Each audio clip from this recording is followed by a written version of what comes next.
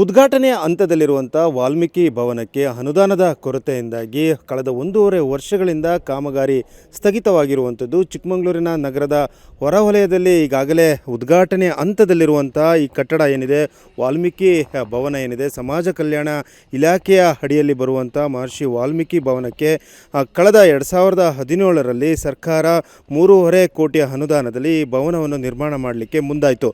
ಆದರೆ ಬರೋಬ್ಬರಿ 7 ವರ್ಷಗಳಿಂದಲೂ ಕೂಡ ಕಾಮಗಾರಿ ನಡೀತಾ ಇರುವಂಥದ್ದು. ಕಳೆದ 1.5 ವರ್ಷಗಳಿಂದ 75 ಲಕ್ಷದ ಅನುದಾನದ ಕೊರತೆಯಿಂದಾಗಿ ಕಾಮಗಾರಿ ಈಗ ಸ್ಥಗಿತಗೊಂಡಿರುವಂಥದ್ದು. ಉದ್ಘಾಟನೆಯ ಹಂತದಲ್ಲಿರುವಂಥ ಈ ಕಟ್ಟಡದ ಈಗೇನು ಉದ್ಘಾಟನೆ ಆಗಬೇಕಾಯಿತು, ಆದರೆ 10% ಕಾಮಗಾರಿ ಮಾತ್ರ ಬಾಕಿ ಉಳಿದಿರುವಂಥದ್ದು. ಹಾಗಾಗಿ ಈ ಕಾಮಗಾರಿ ಮುಕ್ತಾಯವಾಗದೆ ಉದ್ಘಾಟನೆಯೂ ಕೂಡ ಭಾಗ್ಯ ದೊರೆತಿಲ್ಲ.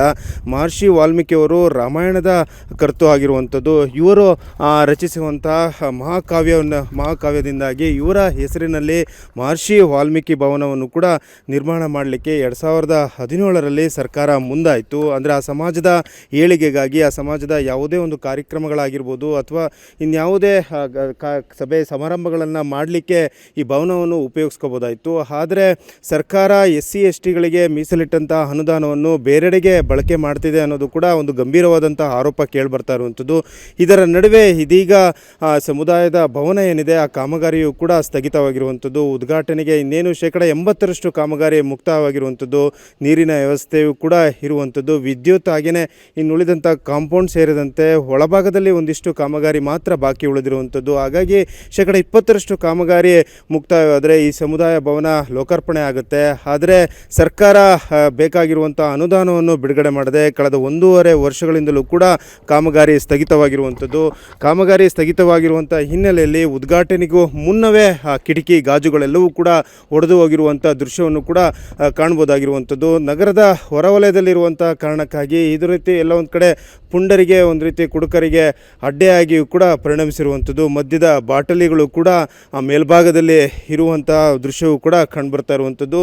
ಇದು ಸಮುದಾಯ ಭವನ ಏನಿದೆ, ಮಹರ್ಷಿ ವಾಲ್ಮೀಕಿಯವರ ಹೆಸರಿನಲ್ಲಿ ನಿರ್ಮಾಣವಾಗ್ತಿರುವಂಥ ಸಮುದಾಯವನ್ನು ಸರ್ಕಾರ ಒಂದು ರೀತಿ ಜನರಿಗೆ, ಅವರ ಸಮುದಾಯಕ್ಕೆ ಒಂದು ಸದುಪಯೋಗ ಮಾಡುವ ನಿಟ್ಟಿನಲ್ಲಿ ಮುಂದಾಗಬೇಕಾಯಿತು.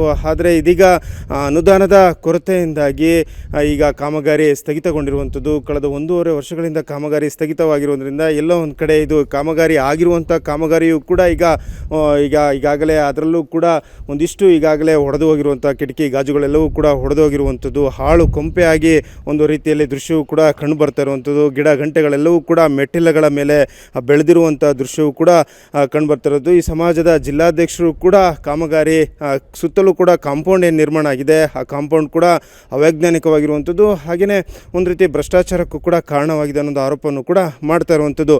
ಇನ್ನಾದರೂ ಸರ್ಕಾರ ಇತ್ತ ಗಮನ ಹರಿಸಿ ಈಗ ಸಮುದಾಯ ಭವನಕ್ಕೆ ಬೇಕಾಗಿರುವಂಥ ಅನುದಾನವನ್ನು ಬಿಡುಗಡೆ ಮಾಡುವತ್ತ ಸರ್ಕಾರ ಮುಂದಾಗಬೇಕಾಗಿರುವಂಥದ್ದು.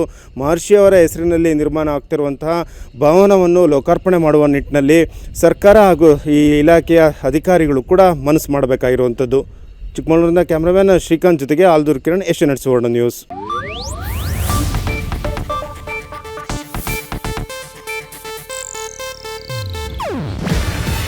ಇದು ಏಷ್ಯಾನೆಟ್ ನ್ಯೂಸ್ ನೆಟ್ವರ್ಕ್ ಪ್ರಸ್ತುತಿ. ನೀವು ನೋಡ್ತಿದ್ದೀರಾ ಏಷ್ಯಾನೆಟ್ ಸುವರ್ಣ ನ್ಯೂಸ್.